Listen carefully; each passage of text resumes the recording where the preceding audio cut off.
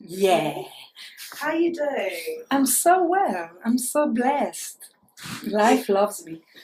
Life loves you. I think so. It must be. It's beautiful. It's beautiful. And you're no stranger to the Bompi COUTURE family. I'm no stranger, no. Not at all. I was so glad to come and see the girlfriends. Yes. And to also... all plaited out.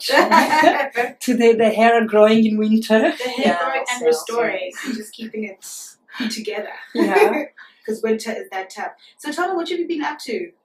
What can I tell you? Loving everything, loving more, a little bit of tears, more loves, loving the tears, growing my child, moved home, I've got a garden and a fireplace. Sweet. It's perfect. It's perfect. And yeah, still doing always what I do, teaching Tantra and how to move the body in the spaces of deep loving. And I love it. I think that. you move your body even when we're in conversation. Yes.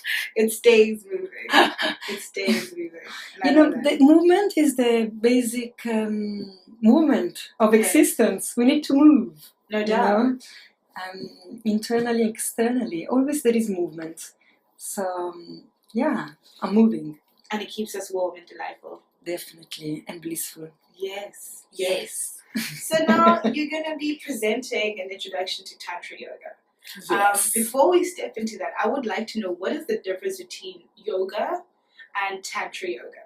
Because when you tell us to bring a strap and scarf, those are... You've been reading the small print, eh? I mean, no one tells you to bring accessories to like your normal yoga session in the morning. Unless it's a tantric. Yeah, unless it's a tantric session. So indulge me in knowing.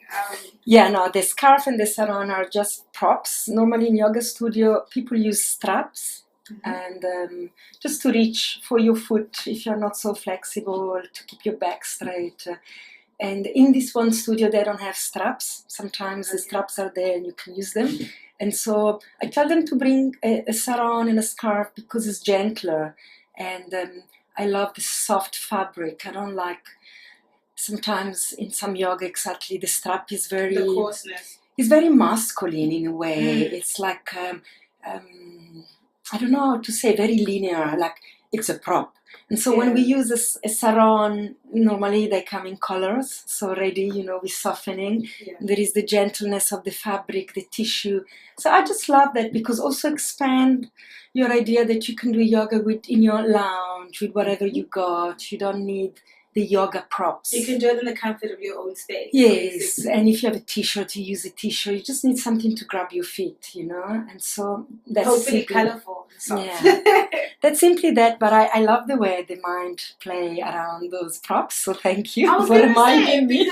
Because when you just make the strap sound very masculine, are you saying no men? No. Just an energetic, you know, like just as a directive, energetic of, like the gym when you got the weight are very specific and defined. So normally the strap I found is just a rough fabric and is you can only use it in a specific way really, rather than the sarong can cover your whole foot, for example. It doesn't have to just go across the sole of your foot, but you can explore a little bit more. But no, it's definitely, men are very, very welcome. This is a practice open to everybody, all age. It's very... Okay, shall I answer your question? Actually, you asked me what is the difference between yoga and Tantra yoga. So yoga really means to yoke, to connect with. So yoga, it's a spiritual path. Okay. And now in our world, in the Western world, the practice of going into body posture, we call them asana, become very, if you want to say famous, very spread. So now we have an automatic association. When we say yoga, we're thinking about posture, bending over, lying down. In true, yoga only means spiritual practice. I mean, my yoga could be to come and speak on radio every morning because I focus and I meditate. So yoga is many things. Your yoga could be your dedication to your children. You're choosing something, a practice, where you use that as your daily meditation Okay. to expand part of your being that otherwise doesn't find an outlet in life, you know. Okay. So yoga, it just means a path. So that's generally to. So Tantra yoga, it's Tantra means your essence, who Yes, you are, yes. your true essence. That's the translation of Tantra. And so Tantra yoga means yoking with your true essence, with who you really are. And so it's a practice that uses asana, position, that are familiar to a lot of people, to take you into the philosophy of Tantra, really, to help you find your true essence. So it's very... Is it harder to unravel? Because, I mean, your true essence is like...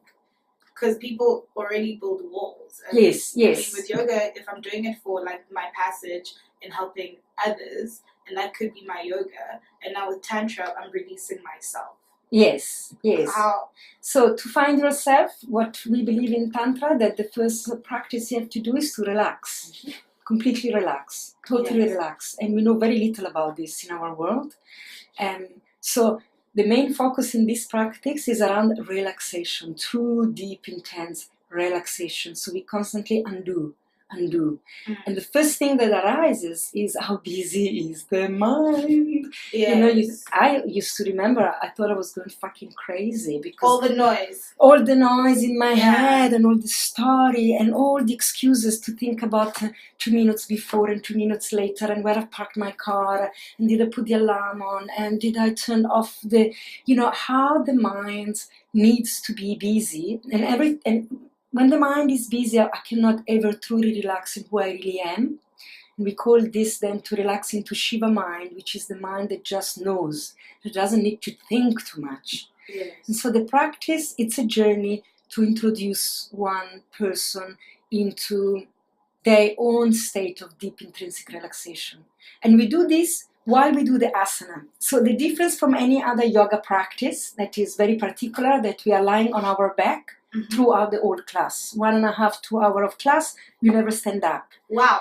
Because we're often standing through life, we're always standing. So when you're lying on the floor, already you're letting go of a lot. Relaxation already meets you there. You've got the floor that supports you, so there is another help to help you to relax deeper. And then we enter in the posture with this idea that we constantly relax, even in the difficult posture where maybe you're there to meet your foot, you're holding your colorful pink strap, and your foot is so far away, and you're trying to meet this foot, and there is an apparent struggle. The body wants to identify with the struggle, and whatever story that, oh, I'm not flexible enough, oh, I'm too old, oh, I'm never going to do this, oh, I'm not practicing enough, and I'm not flexible like my neighbor. Yeah. And because usually with yoga, people go into peacock mode. Like, I'm trying to be more like better than my neighbor. This is how flexible I am. Yeah, no, there is a lot of competition, and I think it's interesting if I'm going to be lying flat on my back, because it's going to be way much harder for me to take in everyone else. Yes, number one. Second, we invite everybody to close their eyes, and sometimes I even distribute blindfold to keep with them. So maybe you can use your strap to blindfold yourself, or I can do that for you. So in that, there is no one else in the room, you know. In Tantra, we always saying, you know, there is only you. In this life, there is no one else but you, and only you and your perception of reality. So everybody that is around you also is a projection of your mind. And so, but the highest competition is the competition with myself. Yes. Because I want to get into that position, because I think I'm lesser than my neighbor if I don't do that. And so is the high standard of what I think I should be doing and how much I should better myself. Yeah. And so Tantra Yoga teaches you that you don't need to better yourself because you're already perfect. And so relax, really relax into your perfection.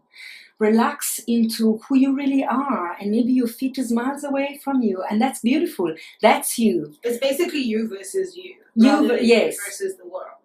Which is the same thing in a way, because the world is also an expression of you. There is everybody you project. If you think the teacher is going to look at me and is going to think I'm stupid, the truth is that you think that of yourself. And so the teacher just becomes a representative of that idea. And probably the teacher doesn't think anything of that anyway. But it doesn't matter, because if you think that of you, you're gonna believe that everybody outside will be thinking that of you too. Yes. So, you know, in Tantra Yoga, it's an amazing practice, actually, so simple because it goes so slow, it's very non-competitional, but it starts to undo all this idea that I have about myself that are unhealthy, actually. And some of them I didn't even know I had them. And so by relaxing, we undo, and we undo, and we undo, and we stop competing with ourselves. And the guides, like the teacher, keep instructing you in a hypnotic way, so that I would want to help you for you to undo of your thinking mind, and I will even tell you what is your right and what is your left, and I guide you to do anything, so you don't have to think about anything. Oh, sweet. And maybe if you fall asleep, is even wonderful. If you feel, I was going to say, some people would naturally fall asleep. it is wonderful because it's never really deep sleep. It's a kind of other space we go into where awareness is actually active. Oh, wow. You're actively aware but deeply relaxed. And that's when our intention is to re-educate your subconscious mind, not your conscious mind, that the things there is always something better you can do for yourself. And the subconscious mind, we want to re-educate that mind into knowing that you are perfect, that you are the creator, that you create your reality. And so the more you relax, the more your true essence will be revealed to yourself first. Yes. And then you can express that to the world. So we often say in Tantra Yoga that I love that language we're using. We say express your bliss. And so for many people that start the practice tell me, well, actually, you know, I don't even know what that means. I don't know what being in bliss means. Yes. Because I'm never in bliss. I'm stressing, I'm running, I'm thinking, I'm caring, I'm doing. I was going to say, because those layers, to like shred them down in order for me to also just like get into my bare essence. Like everyone's time is different. Yeah. So, and also everyone's perception of who you really are, it's very personal. And so that's why Tantra is very specific for you, for everybody. Yes. You can never generalize. It's a personal experience to meet your inner truth. And so I have to let you explore it for yourself. So my direction are not too much into what you should be feeling, but into a journey of, when I tell you feel your bliss, it's for you to start sensing that. I feel it's the perfect opening to Women's Month as well, to getting into your inner core.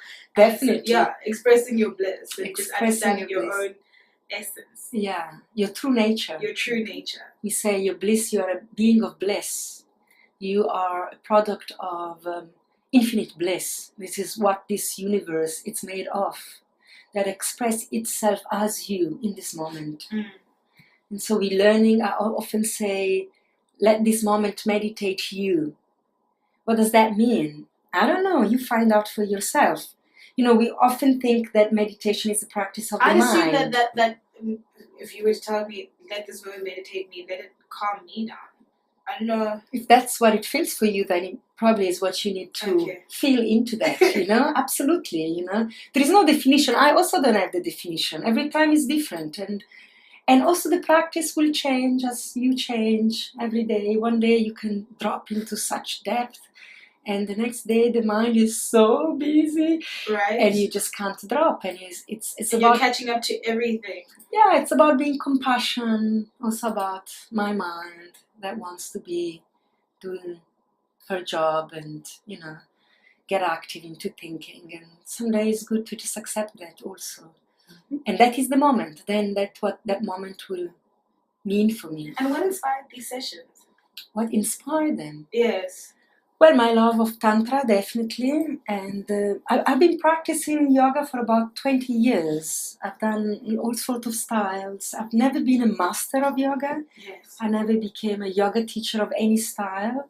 I tried a lot of style, and I always felt there was something missing for me, especially when I started to go into deep tantric work, feminine work, where I start noticing that every yoga practice is a masculine practice. Masculine, not meaning for men only. There are a lot of women teaching yoga, but the practice in itself, it's masculine. It belongs to a masculine structure that is very linear, that counts time, that gives you instruction, that has an idea how the form must look, this position must look like this, and your hand must be there, and your foot must be there, so you don't injure, and this is how the guru taught, and the lineage carry on like this. And in the old days, the yogis were men. I mean, if you think about all the yoga teachers are all men. But the tantric teacher were all women, interestingly enough. Yes. And they weren't running big school, in fact, you know. So that's how we know yoga, by male practice, and the meditation of the mind, as we know it from the majority of the yoga practice, come from men. For men, it's easier to meditate their mind, because the masculine, this is what is the mind, is consciousness. But the feminine is of the body, is of the fluidity, the feeling. You cannot plan, you cannot plot, you cannot tell me how is it going to look like, because the two feminine never knows. It follows the movement of this moment, and it appears to be like this or like that. And so I've always wondered, what is the real yoga practice of the feminine? So I started to get a little bit bored of going to yoga in that ways, because I felt my body... It was too linear. It was too linear. It was too organized. And so I started searching for more. And then I come across this ashram in India that teaches Tantra yoga. And I thought, okay, let me go check this one out as well. Why not? And so I did. And I spent 2 months there. And I've learned this practice. And at the beginning, I have to say, I fought it. I was angry the first 3 weeks. I had a lot to say. Because it was undoing a lot of idea I had about myself. I've learned that when... So it was breaking you open, and you weren't ready for that. And I noticed how much we want to defend what we think we know. Or what is right. What we think is right. What we think I built up my life for. And now someone is going to give me a new philosophy that is actually freeing me. And naturally, how much I want to oppose that, because it's suddenly freedom. And am I ready? It's difficult to get out of the prison, you know. Especially the one in your mind. Exactly. Because you've already predetermined all these philosophies and theories. Yeah. So that's why I was in total reaction, you know. And then after 3-4 weeks, I started changing. I started softening, and I remember also speaking with the teacher and saying, I think I've lost myself. I don't know who I am anymore. You know, I lost this Valentina, and I think I'm not going to be passionate anymore about the thing I love. I lost my passion. And I remember the guru tell me, well, now that you lost all this idea of who you think you are, welcome. Wow. I agree with that, because you can never predetermine where you're going to be in 20 years. So for you to conclude yourself and be like, this is who I am fully, completely, you're gonna prevent yourself from learning, because you never know how you're going to react in a situation tomorrow. So you got to open yourself up to, and you're removing the experience. And especially to be a tantric teacher, you know. Also, what does that mean? There are a lot of form and picture and idea and mysticism and mythology around this role, you know. So for me it was very good, actually, for my ego structure to go there and undo everything I thought I knew. You unlearned every part of you. Yes, and then I learned to really relax, and deeply relax, and that has been a tremendous gift. And that's why I'm teaching it. That's why I'm so eager to share it and teaching it, because when we learn to relax, then we understand so much more about who we are and ourselves, what we really love, what we really want to do. And it's also part of the freedom. Complete freedom. To yourself. Yeah, totally. And so in the asana, I mean, I love, because the practice of this physical yoga in the class is just a representative of life, you know. So we do the practice. I was saying, I need to reach for my foot, and I can't reach for my foot, and all I can feel is the struggle and my mind telling me story. And can I, in the midst of all of this, relax? Just relax more. Instead of struggling to reach my foot more, I relax more and I let go of wanting to reach my foot. And what happened that when the body deeply relaxes, the foot suddenly come closer. Because you relax that expectation of being perfect. Totally. And so that is a perfect symbol and how we live the life when we go into a confrontation, into a meeting at work, and there is always the apparent struggle, and how we engage with the struggle instead of just letting go. And letting go of all the unnecessary effort. We speak these words, you know, like in the body. And letting it be organic. Yeah. And just choose relaxation. It's a choice of your mind. So let go of the unnecessary effort and choose relaxation. Choosing relaxation. All the time. We're going to get back to you soon.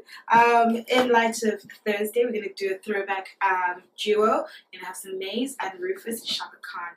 Kick back and relax. We still have MrsLove in the studio with us. Choose relaxation.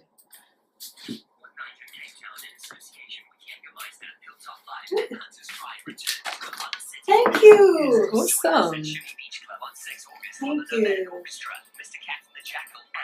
I also wanted to know, are you going to be able to give any tips to anyone who's listening in terms of like, welcome back, Shlervis. We just hit you back with the throwback jams from Maze, Happy Feelings. From that we had Rufus featuring Shaka Khan, Hollywood, and we just shaked your groove there with Peaches and Herb all the way back in 1978. Proper throwback. We are still in studio, chilling with me. Can you hear me? I'm short of breath. Right? MrsLove. The conversation in between is hotter. The conversation in between is very hard. When we're gonna have like those podcasts where people can actually understand what goes on. Yeah, the director's cut. Okay, the director's cut, basically. I just stepped in and there was a sexual conversation, which I liked the last part, which I heard from you, is saying that we're so obsessed with sex that we think like that's just part of our human experience. Yeah. And once we have it, like... Well, I truly believe we spend so much time as a humanity chasing sex, and even when we got it, it's not how we got it. It doesn't satisfy. It's full of pain. It's not enough. We need more. It's all around chasing this sexuality because it's so hidden from us, in truth. And I think if we would just receive sexual education from school, grade 1, you know, at age 5, 6, 7, when the sexual exploration naturally come, if we biologically, you know, that kids at 4 years old start to explore that, then we could get it out of the way quickly, and we can be in our 20s where we know what we need to know. All is out in the open, is discussed and talked. Great sexual relationships. We can have good intimacy and therefore good sexual relationship, and then we can begin being full human being on this planet. What else we could do with all this energy we're wasting looking for sex? You know, imagine this. I was reading an article, when was it, yesterday, about there's a certain dating situation where couples are dating based on sexual activity. The fact that all I want is just your company and we're not going to have sex. Beautiful. And it's so interesting because I think I find that more bewildering than the whole essence of just dating and courtship and it leading to sex, because that's what it always seems like it is. Yeah, it's so like limited. A sexual relationship is based on sex, whereas sexual activity has intimacy involved. Oh, definitely. You know, and it's so interesting that you only find that later in your 20s rather than learning about it from, like you said, from full. Yeah, well, I think you're even glad that I'm happy for you. You found it later in your 20s because I found it in my 40s, you know. Wow. So, yeah, definitely. You know, there is so much. I just want to tell you this little story. For me, it was so poignant. One time I read a book. It's called Papalagi. I read it in Italian, so don't know if you can find it in English also. But it was a diary of a king from the Solomon Island, of some Polynesian island. He was taken to Victorian England in the 18th centuries, you know, when the world was discovering all this tribal area. And so they took this king and brought him into England to have conversation and discovery. And he wrote this diary, and was directed to his own people. So the book is the diary. It's hysterical, actually. He's got such a sense of humor. But one thing I always remember, when he says, all I see here, I see all these women dressed up with so many layers. And remember, in those days, they had the corset. And they had the Victorian, the whole corset, and then the big skirt with the skeleton, and on top of that fabric, and then the gloves. Some people used to faint because of that corset. Absolutely. And the layers, and the layers of wigs and hair and hat and gloves and everything. And then the men were also dressed up. And he said, and I sit with the man, and what all the men spend their time is thinking about what is under all those layers of clothing. And I think how liberated we are. In our island, the women walk around with a longi and their bare breast. And it's given, we can all see the beauty of their body quickly. And so then we can get on with the work we need to do. Beautiful. Building a boat, going fishing, making music, praising the beauty of our beautiful women that expose themselves and let their beauty to be seen as it should be, so that it can be praised. And as men, we can sit and not spending so much time wondering what's under the layers. But there's also a hypersexual energy, though, as well, given the fact that now women are able to show off every part of their bodies. Now even that is over intensified. Yes. How do you then gain some sort of liberation in terms of inciting a man? Yeah. Well, the way I also that's just how they choose to dress, rather than it's a ticket for fuck me now. Well, for me, the way I see this is a lot of women take their clothes off as a reaction to the sexual shame. So when you are in sexual shame, you can close in or become very avert. It's like reactive. They're not really showing themselves, their intimate pearl and their vulnerability. In fact, they show the big boobs, which is an organ of penetration. It's the female organ of penetration. It comes out of the body. Yeah. And I observe how bigger and bigger the boobs come, you know. And so sometimes, I'm not generalizing here, but what it also tells me for women that don't want to enter inside their vulnerability of their sexuality, so they're coming out with the big boobs and they're attacking, you know, and so they make themselves sexually active and available. I am here. But the question is, are they truly available in their deep intimacy, or is again another masquerade? Because then that leads to me to the pornographic addiction that we all live. And when I look into that, what it says to me that we can have a lot of that kind of sex, but it's never fulfilling. That's why we need more and more and more addiction. In my experience, when you have true sex, true intimacy, true meeting of true soul, it's filling. It's so filling. You don't need so much. It can fill you up for months even, and you don't need to go there again and again and again, because that meeting, when it's true, it will unfold so much more that you want to sit and observe all this layer of this flower unfolding and revealing yourself again when you relax. Also in sex, we're going back to Tantra yoga. Yeah. In Tantra, everything Tantric will tell you, relax into yourself. That is the greatest lesson of Tantra anyway, you know. So I found in pornography, in that type of sexuality, there is no relaxation. There is a lot of pushing. The women are not sitting back into themselves, and they say, come beloved, enter me. There is so much space inside of me. They are avoiding the inner space and they're coming out, and the lips are big and there are more red, you know, and the nails are long, so I can reach for you. You see the body language. It's not someone that is vulnerable, but it's someone that is alluring and aggressive. And sometimes they're aggressive to cover wounding, sexual wounding. Yes. They're actually very angry at the men. So this is also a twisted way to... And the men's sexual energy, though? They also probably fuck out of anger, a lot of them, you know, out of... You're filling up an anger void. Yes, you know, also in the education of men, we never allow them to be soft also. I was going to say to be vulnerable and to cry. They've been taught to never cry and bear the weather of life, of being a man, and never strong. feel.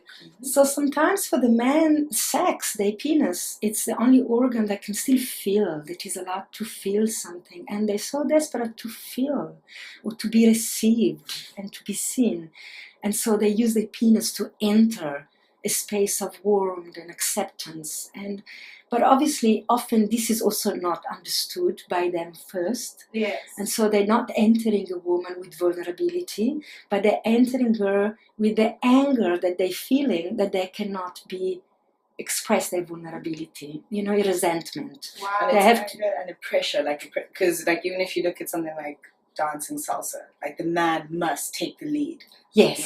So he must take charge. Yes, and why not? Sometimes the man wants to surrender, Yeah. and he wants to be led into something, and he wants to surrender to life and love. Isn't that beautiful to experience? And we've taken this away from every man.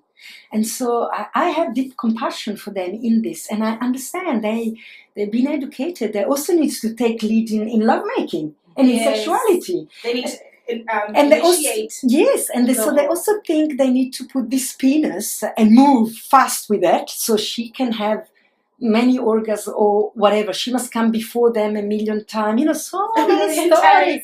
So then he's a really good man. I mean, poor man. The pressure is completely on, and they need to be the provider of pleasure in women, provider of money, and if they come and meet the tantric way, then men would also learn to relax in lovemaking, and they don't need to do anything but just offer themselves.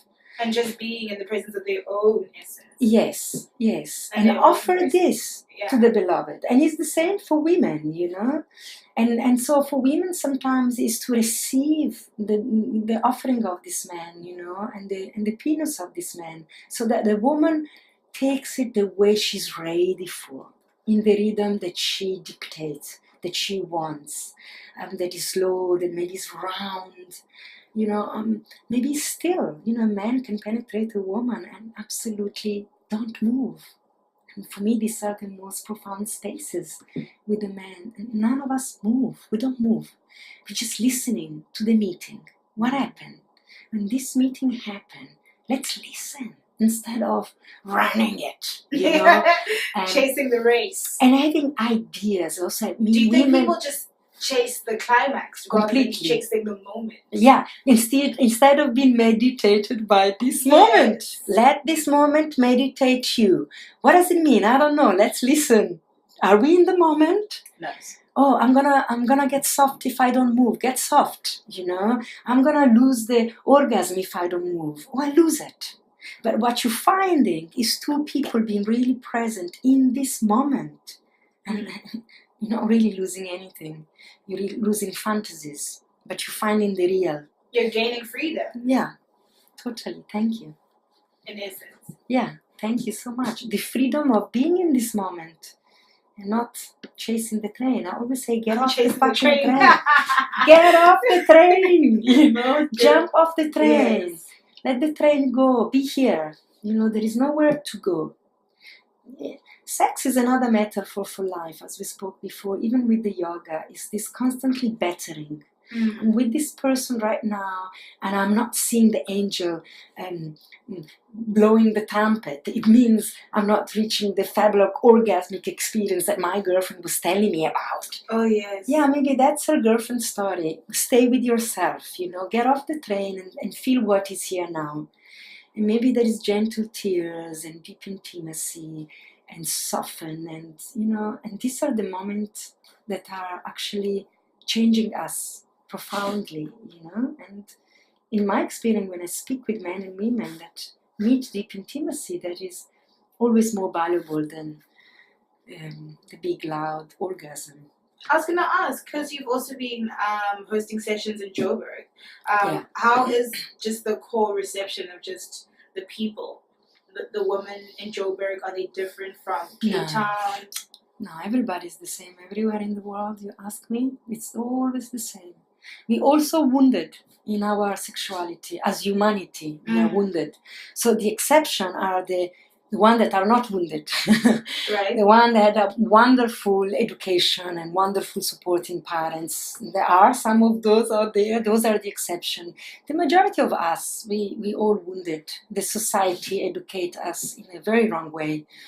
So I found that it's the same. It's the same in Italy. It's the same when I speak to people that lives in Italy.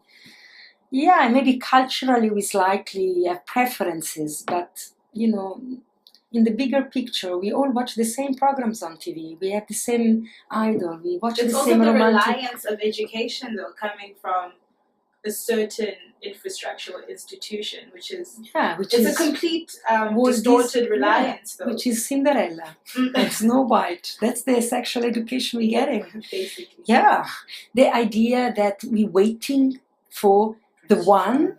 And then maybe even marry and have children, and then we're gonna be happy. I see myself as well as happy.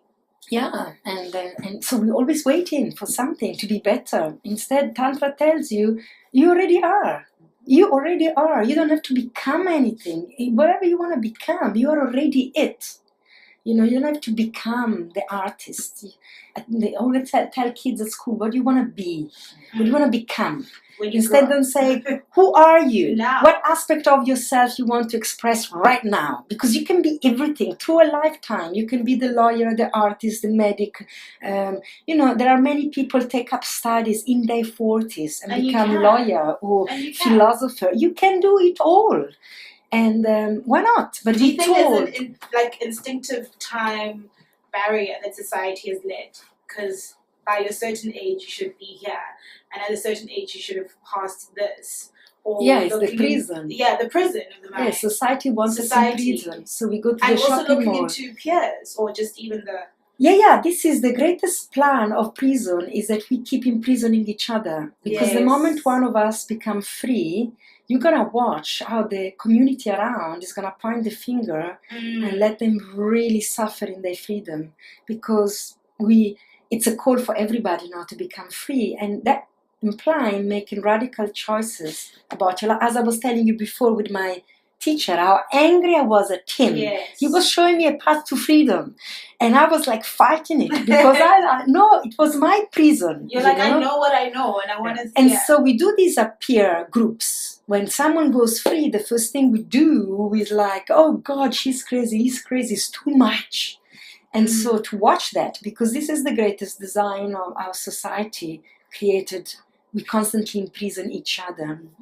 And so they don't have to imprison us, we keep imprisoning each other.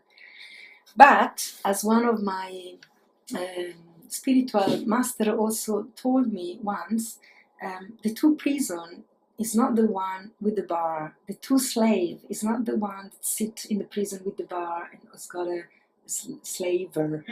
The true slave is the one that has stopped dreaming of freedom. The true slave is the one that cannot dream or think anymore of freedom. Who's put a barrier. Yeah. So this is the true slave mentality, and we have a lot of this in the world. But the free being, how do they still also carry on evolving if society is going to pressure you and ridicule you? And you keep relaxing into what you think it's true, and that's so simple. And then you stop watching TV, stop going to the mall. So it doesn't affect you anymore, really, what's happening in the mainstream. You start creating your small community, you hang out with like-minded people, you choose to be with people that enlighten you and live in you, that stimulate you, inspire you, expand you. You stop going to the party where you're so bored. You stop engaging in conversation that are boring. I don't want to talk about my jackets, really. Rather, let's be silent. Where did you buy it? And it's so interesting that you mentioned silence, that it's very few and far between that you can express silence with people without them finding it as boring. Yes. And I think people don't respect silence as well. Yeah. Because it's an intimate moment as well. If you can share silence with someone, it's just as intimate as being loud and it's more intimate. Because when you're loud, you're trying to avoid the quiet. Yes. Because maybe in the silence your awkwardness come up inside of you, not into the other. And you think what the other is going to think, and can they see it's uncomfortable. But if you allow that to happen, you're offering them a piece of your truth. your vulnerability. Ultimately, is the vulnerability we need to share more, rather than. There is this big lie in society that it means that when we're growing up, we need to pretend that we know everything. And I believe there's a lot of adults that covered adult position and politics and leading role when they all pretend to know what they actually don't know. And, sometimes to make changes in life, we don't have to have the solution. It's enough that we recognize what doesn't work. And so many people don't say this because they think they don't have the solution. Then I'm an idiot. I'm going to tell you this doesn't work, but I cannot tell you how better I can make it work. So let's say nothing, and we're still looping into the uncomfort. We're still recreating the same problem. Instead of saying, okay, this is a problem. This for me doesn't work. Yes. I don't know how to change it, but let's sit for a while as a community in acknowledging this doesn't work for me. Does it work for you? No, it doesn't work for me. It doesn't work for me. Oh, okay, so we're acknowledging this, it doesn't work. Once we sit with that, some solution will appear. Also, someone else maybe have a great idea. It doesn't have to come from me. This is why we are a community. But for me to initiate a conversation that says this doesn't work anymore, needs to change. And like for me, sexual education needs to change. I don't know how to. I don't know. I don't have the how-to book, but I can feel as humanity, of course, something is very wrong. Because we have so much rape, so much abuse, so much pornography, child pornography. I mean, come on. And as a mother, how are you then also instilling those education upon your daughter? I listen to the kids. I stopped thinking that I know better because what I was taught, I can see it doesn't work. So I really had to also undo this and listen to the kids and ask the kids, what do you want? And speak more freely. And that no. Yes. I feel more and more to get out of the way and let them show us the way. Trust that they know what is good for them and natural. Yes. Based on natural instinct. Yeah. Because sometimes we do get caught up too much in overthinking things that by the time you're done thinking about it, you have lost all the passion or the love. Yes. Or, to kind of just do it. And if you make a mistake, then you make a mistake. Then we know, okay, cool, we'll never do this again. Let's do this to keep it moving. But you just got to keep things moving. You can't keep being stagnant. Totally, and stop overthinking. I think also we are educated that there must always be a solution. Yeah. Someone must be wrong and someone must be right, and let go of all of that. We can say, this is uncomfortable, and that's true in the moment. And I don't know in what is gonna move into, but to be honest to that moment, and stop thinking too much. Let go of the thinking mind. Let go of the thinking mind, Schlurpers, and delve into these 2 tracks. And just after that, we're giving you more information with this Saturday's free Tantra yoga session. The asana class, right? Asana class.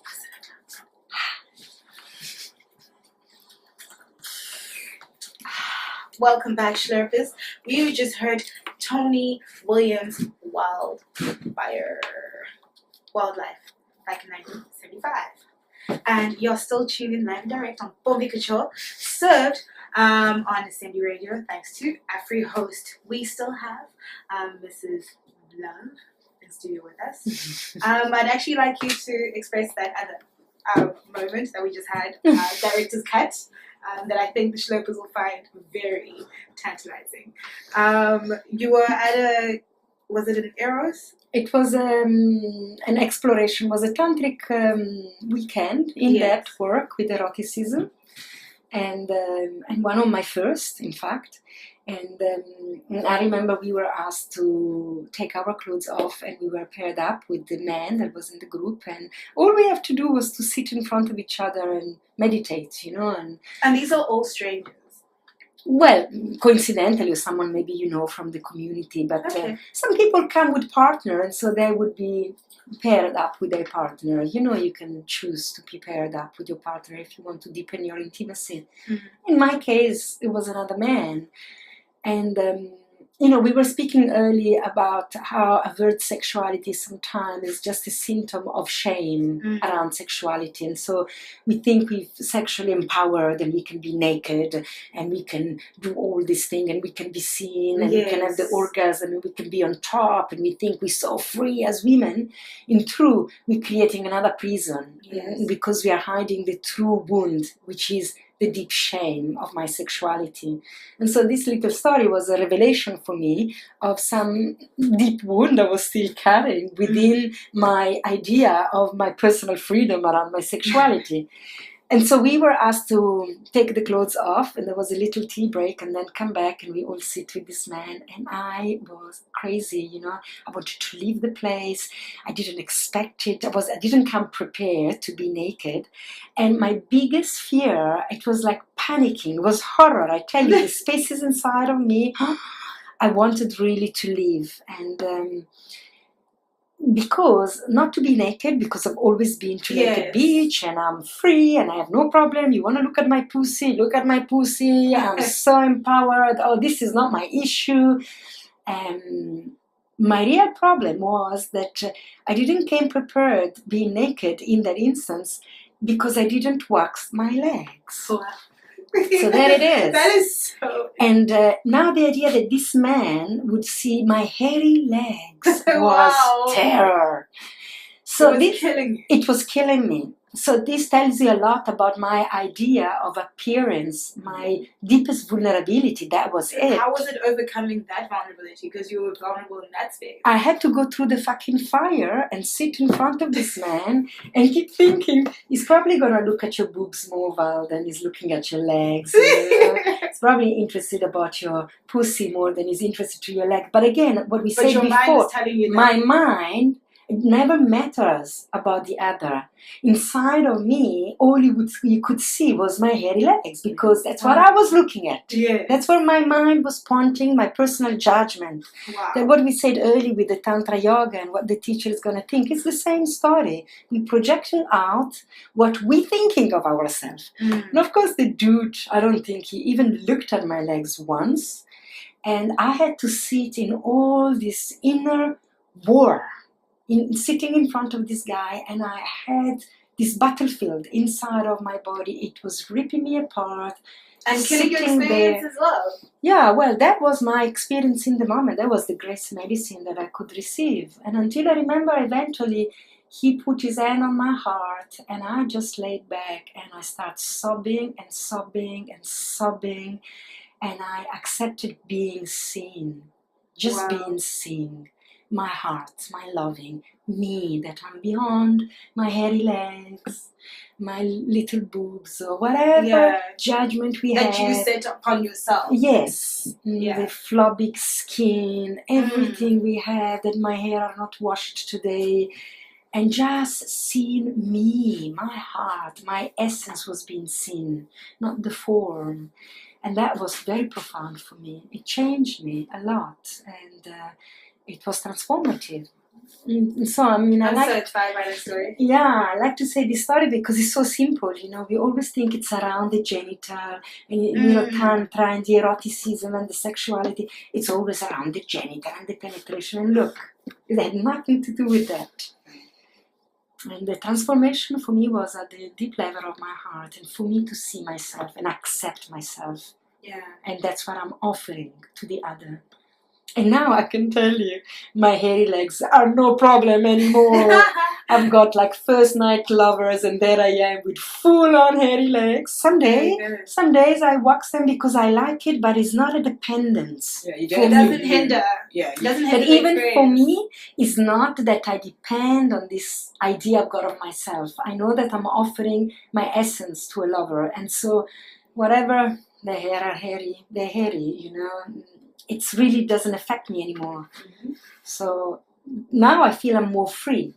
And before I also thought I was free. It doesn't hinder your experience at all. And freedom, there's always more to gain, Shlovers, I know you enjoyed today's conversation, but also to experience the Tantra yoga class, I suggest you go through to the yoga zone, which is on the 10th floor of Pickerville Parkade, which is 58 on Strand Street, right here, just for Capetonians. In the City Ball. In the City Ball. And it starts from 2 till 4, and it's this Saturday, no cost at all. So what happens if they're intrigued, and what happens after that? After that, we're gonna set up regular practice at the studio, so you can keep checking the website of yogazone.co.za. And if you cannot make it this Saturday, and probably in 2 weeks' time, we'll have another class. This Saturday is for free. It's an introduction. I know, it's an introduction. So it's a treat. It's a treat. If you don't can forget make to bring it, a strap and stuff. don't forget to bring the sarong or your favorite T-shirt. Yes. So meet your limit with that. And how many people in the studio fit? Oh, the studio is big. I'm aiming for 40 people. Wow. It's got a very big capacity. It's a beautiful studio. It's got showers, and it's very well held. For any other style of yoga, you actually, if you're looking for yoga in general, I highly recommend Yoga Zone. It's been there for 15 years. It's run by another Italian buddy. Yes. And so come, experience your bliss. Experience your bliss, Shlopers. And just before we say goodbye to you, we also have homework for the monogamous people in their relationships. They should try. You tell them. Okay, cool. Well, all of the Shlopers who are in monogamous relationships, you should try and have sex without penetration. Yes. For how many weeks? Should we say like? Oh, even just for 1 week would be enough. I think at the beginning. Yeah. Just to test the powers. Yeah. Or even start one night a week. You can even say, you know, if your sexual activity, it's you're very busy. Like I think 1 week is nice though. Yeah, to meet and to set time to have sex without penetration and to see what else arises. That's it. No pun intended. The learning involved. Mrs. Valentina Leo, aka MrsLove. Thank you so much for coming on.